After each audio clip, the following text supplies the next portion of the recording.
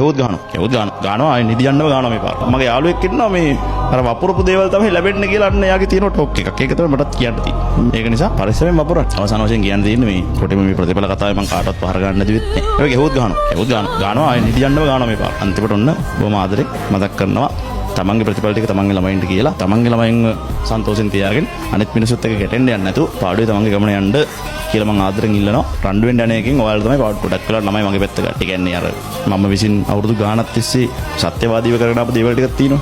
ඒවා එකකට එකක් කන්ට්‍රොවර්ෂල් නෑ. අස්සන්ට එකක් ගැලපෙනවා. මීට අවුරුදු 5කට 10කට කලින් හිටපු ළමයි පවා මම අවුරුදු 10ක් පන්ති කරේ නෑ තාම.